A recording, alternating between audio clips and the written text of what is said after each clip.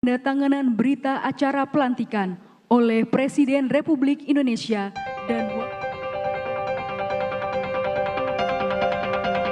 Prabowo Subianto dan Gibran Rakabuming Raka resmi menjadi Presiden dan Wakil Presiden RI 2024-2029. Dalam pidatonya, Presiden Prabowo Subianto mengingatkan para pejabat bekerja untuk rakyat, bukan untuk diri sendiri dan kerabat. Prabowo menegaskan kekuasaan adalah milik rakyat, karena itu rakyat harus bebas dari kemiskinan, kebodohan, penindasan, dan penderitaan. Kita harus selalu ingat, setiap pemimpin dalam setiap tingkatan harus selalu ingat, pekerjaan kita harus untuk rakyat.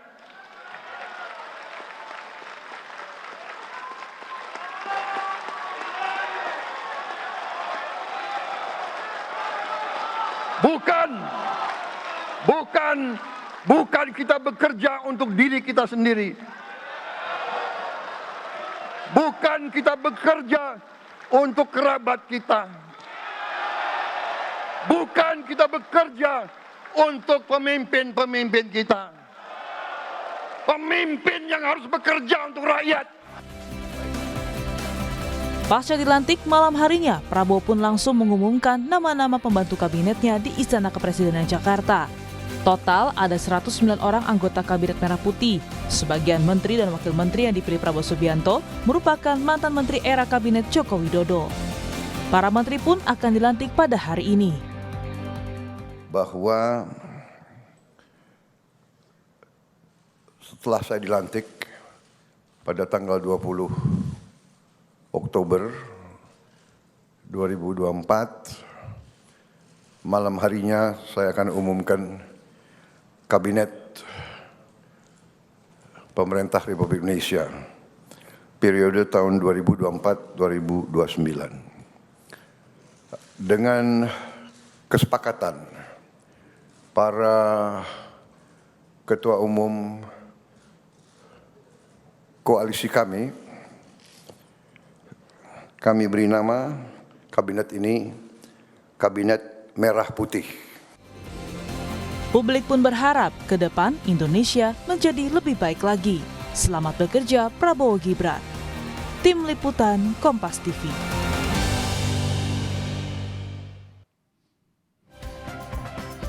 Saudara Presiden dan Wakil Presiden Republik Indonesia Prabowo Subianto dan Gibran Rakabuming Raka hari ini akan melantik anggota kabinetnya, yakni Kabinet Merah Putih. Sejumlah harapan di pemerintahan baru pun disuarakan masyarakat.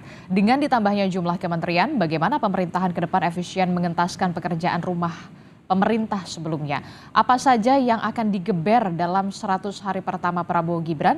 Kita bahas dengan sejumlah narasumber. Di pagi hari ini sudah hadir ke studio, ada pengamat politik dari Universitas Al-Azhar, sudah ada Kang Ujang Komarudin. Selamat pagi, Assalamualaikum Kang Ujang. Selamat pagi, Waalaikumsalam Mbak Adisti. Kemudian melalui sambungan Zoom ada juru bicara Partai Gerindra, ada Bung Andre Rosiade. Selamat pagi, Assalamualaikum Bung Andre. Selamat pagi, Waalaikumsalam, Adisti, Kang Ujang, selamat semuanya, selamat pagi. Oke, saya ucapkan selamat dulu ya untuk beberapa nama dari Partai Gerindra yang sudah menduduki posisi menteri dan juga wakil menteri ya, tinggal dilantik hari ini ya, Bung Andre.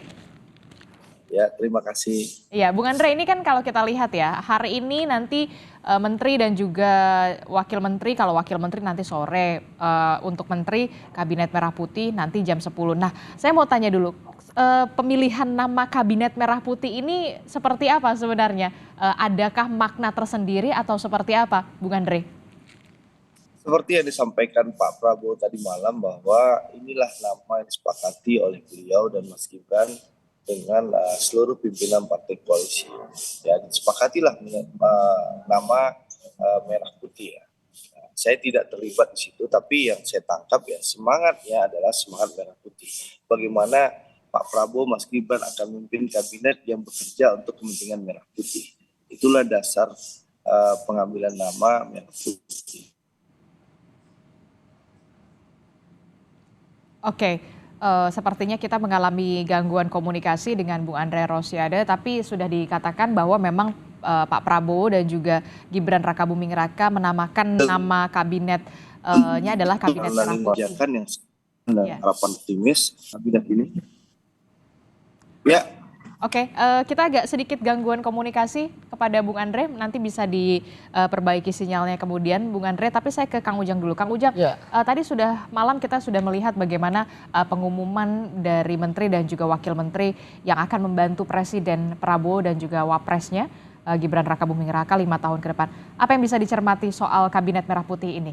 Ya tentu saya mengapresiasi apa yang dilakukan Pak Prabowo ya, gercep gitu, gaspol. Ya kita tahu bahwa periode yang lalu Pak Jokowi itu melantik menteri di tanggal 23 kalau nggak salah. Artinya 3 hari setelah pelantikan. Nah ini langsung ya, malamnya diumumkan, hari ini akan dilantik. Saya meyakini bahwa Pak Prabowo ingin melakukan percepatan-percepatan dalam konteks merealisasikan janji-janji kampanye beliau gitu kan. Karena bagaimanapun optimisme publik, harapan publik kepada Pak Prabowo tinggi. Bukan hanya suaranya yang tinggi ketika pemilu yang lalu ya, tapi ketika survei saat ini harapannya tinggi kepada kepemimpinan Pak Prabowo. Oleh karena itu harus dijawab tantangan itu dengan kinerja yang baik dari kementeriannya ini. Nah, Kinerja yang baik dan cepat. ya dan cepat ya, karena tidak ada waktu lagi Mbak Adisti. Kalau kita lihat 5 tahun kepemimpinan Pak Prabowo itu paling efektif bekerja 3,5 tahun. 3 tahun. Habis itu kan pemilu, 16, 18 ya persiapan pemilu. Oleh karena itu partai politik. ya, kalau tidak gercep, kalau tidak gaspol ya akan lama. Apalagi mohon maaf ya dengan gemuknya gitu ya kabinet itu kan ada penyesuaian birokrasi, penyesuaian lain sebagainya. Dan ini menjadi tantangan awal dari Prabowo Gibran untuk katakanlah secara serius berkomitmen untuk kepentingan publik begitu.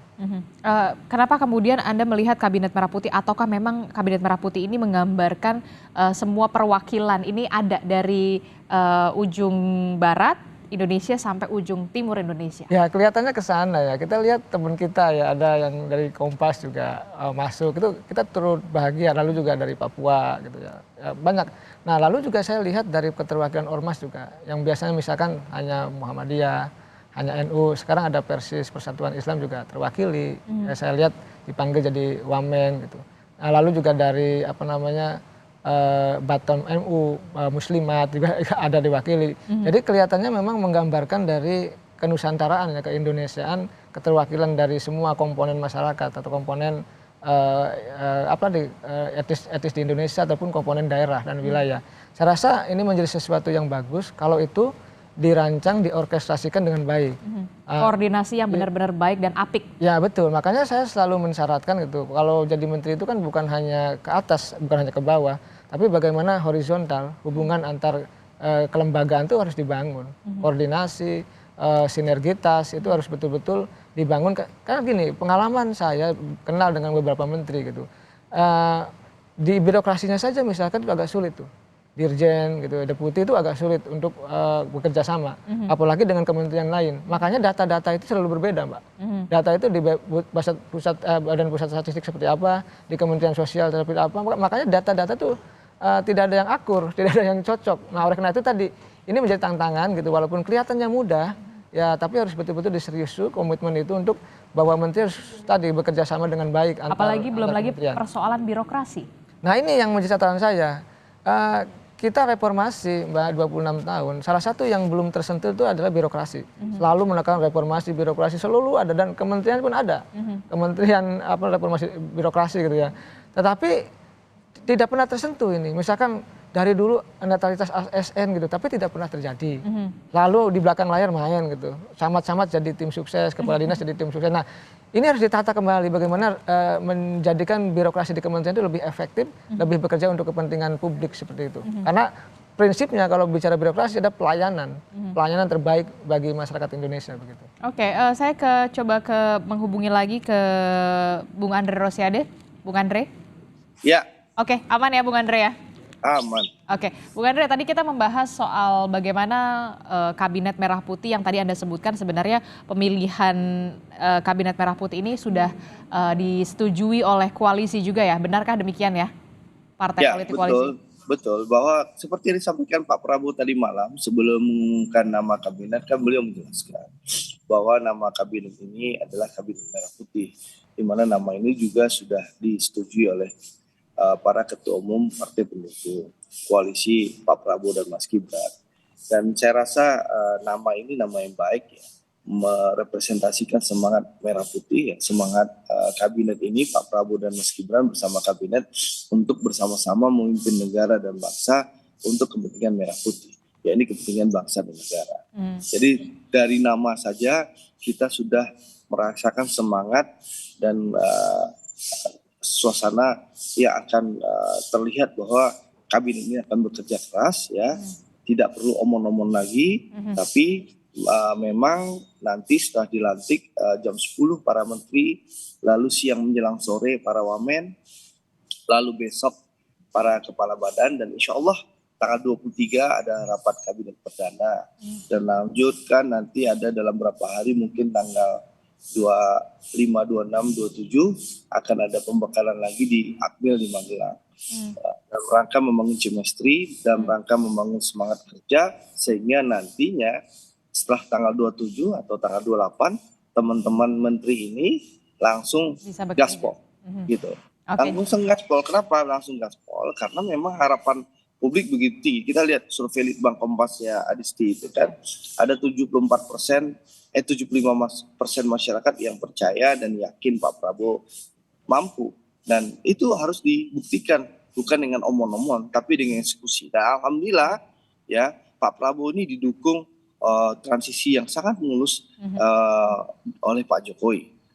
Kalau presiden-presiden sebelumnya menyusun anggaran itu kan setahun setelah mereka dilantik. Nah, Pak Prabowo karena bagian keberlanjutan dari Pak Jokowi itu dibantu oleh pemerintah Pak Jokowi di ujung akhir pemerintahan Pak Jokowi, APBN 2025 itu disesuaikan dengan kebutuhan pemerintahan Pak Prabowo, sehingga janji Pak Prabowo contoh badan makan gizi, makan siang bergizi gratis. Nah, itu bisa dieksekusi di Januari 2025 ini. Kenapa? Karena sudah disiapkan di APBN 2025 ada senilai 71 triliun. Memang tidak 82 juta anak langsung, tapi programnya sudah mulai berjalan. Nah, itu pertama. Yang kedua adalah, ya contoh, yang kedua adalah Pak Prabowo apa sih janjinya? Beliau akan bikin apa? Dan itu ditegaskan dalam pidato beliau. Akan menciptakan kedaulatan pangan. Kita akan swasembada pangan. Kalau perlu nanti setelah 4-5 tahun kita menjadi lumbung pangan dunia. Kan itu disampaikan Pak Prabowo. Nah, itu tidak semata angan-angan atau omong-omong, tapi apa? Di APBN 2025 itu sudah ada anggaran 15 triliun untuk apa? Intensifikasi sawah yang ada dan juga cetak sawah sekitar 150.000 hektar. Ada anggarannya 15 triliun. Jadi semuanya sudah disiapkan, semua sudah direncanakan, termasuk dari penyusunan menteri, ya susunan menteri, dan juga APBN 2025 yang sudah disiapkan dan sudah disahkan oleh DPR, sehingga insya Allah kabinet ini bisa langsung bekerja. Ya, memang saya pahami mungkin sebagian masyarakat menganggap ini terlalu gemuk, ya tentu jumlahnya lebih banyak. Tapi jangan lihat jumlah atau gemuk ya, tapi bagaimana lihat kinerja kabinet ini nanti insya Allah akan lebih efektif dalam rangka mencapai target dan tujuan pembangunan. Nah, bicara soal anggaran, ya ini akan ada pemborosan. Nanti Adisti kan bertanya jumlahnya begitu besar dan gemuk.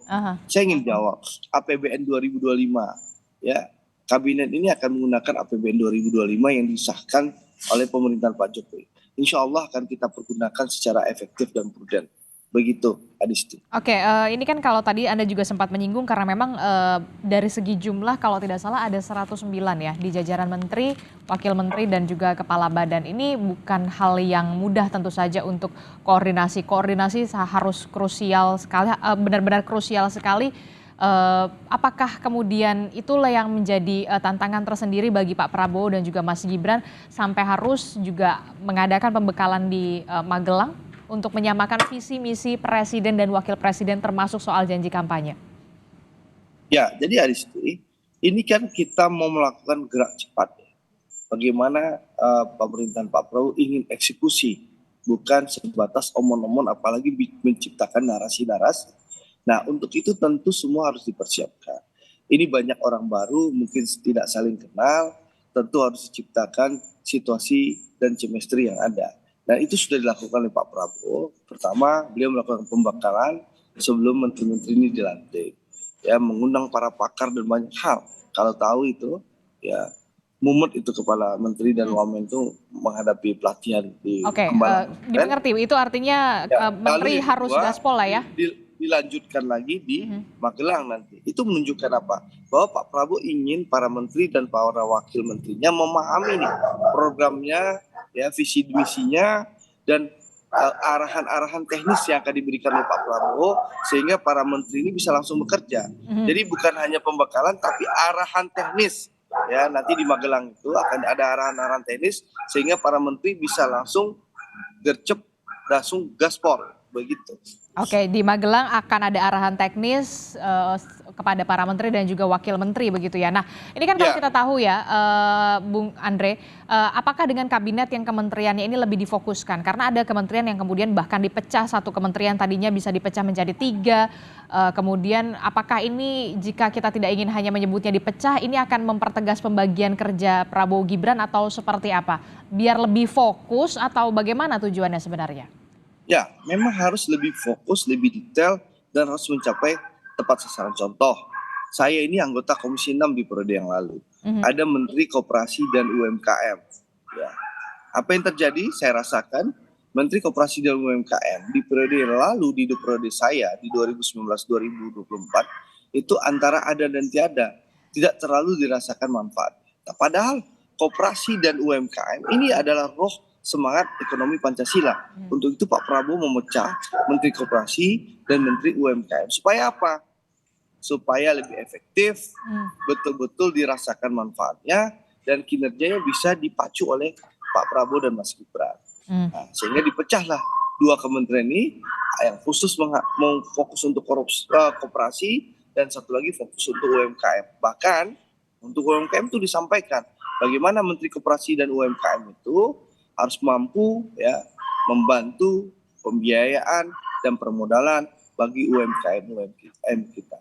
Jadi ini akan lebih detail, akan lebih fokus, dan akan lebih kerjanya lebih terukur seperti itu. Oke, lebih terukur, lebih fokus, tapi kemudian tadi disebutkan oleh Kang Ujang tantangannya ini juga karena ada birokrasi di sana, kementerian yang dipecah itu kan perlu waktu untuk beradaptasi lagi. Nah, begini. Adisti. Nah, nanti ini sudah dipikirkan oleh Pak Prabowo, ya.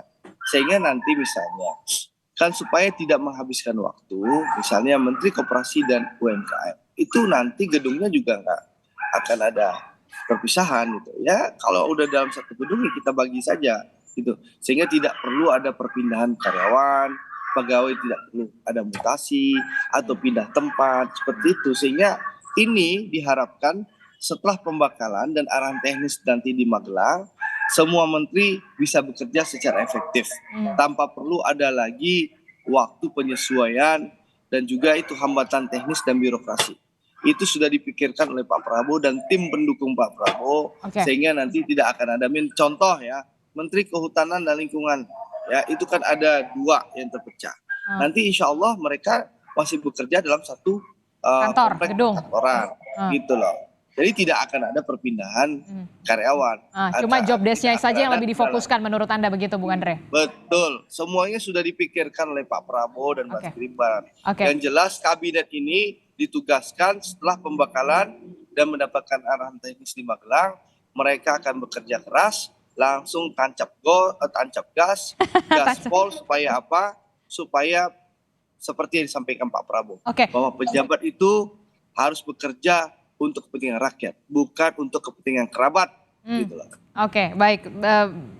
Kalau kita lihat ya, Bung Andre, ada 7 Menko kalau tidak salah. Menko bidang politik dan keamanan itu dijabat oleh Pak Budi Gunawan, Menko bidang hukum, HAM, imigrasi dan pemasyarakatan Yusril Iza Mahendra, Menteri Koordinator bidang perekonomian Erlangga Hartarto, Menteri Koordinator bidang pangan ada Pak Zulhas, Menko bidang pembangunan manusia dan kebudayaan ada Pak Pratikno, Menko bidang pemberdayaan masyarakat ada Pak Muhaimin Iskandar, Menko bidang infrastruktur pembangunan dan kewilayahan ada Mas Agus Harimurti Yudhoyono. Saya mencatat ada 3 ketua umum partai politik yang menduduki jabatan Menko. Kalau ada yang mengatakan wah ini untuk mengakomodir, jawaban Anda benarkah demikian? Ya, kalau ada orang yang punya persepsi ini untuk mengakomodir, itu sah-sah saja.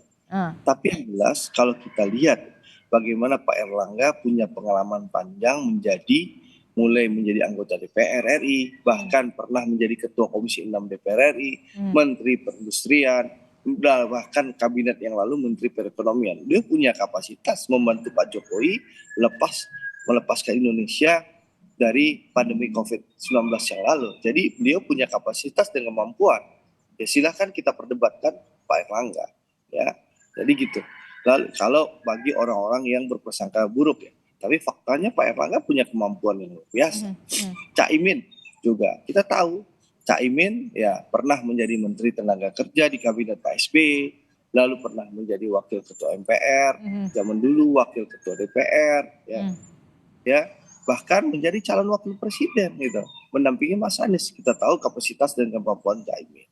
Lalu Mas AHY, kita tahu beliau adalah tentara profesional dulu yang punya tentara ya. Beliau seusia saya, ya kami kagum dengan beliau, punya selain menjadi TNI yang profesional waktu itu, beliau punya pendidikan yang luar biasa sampai ke Harvard, lalu sekarang memimpin Ketua Umum Partai Demokrat, dan beliau punya pengalaman memimpin Kementerian ATR. BPN. Dan kita lihat selama beliau menjadi Menteri ATR BPN, bagaimana terobosan-terobosan beliau untuk menggebuk para mafia tanah. Kalau Pak Zulhas bisa menyelamatkan dana triliunan rupiah.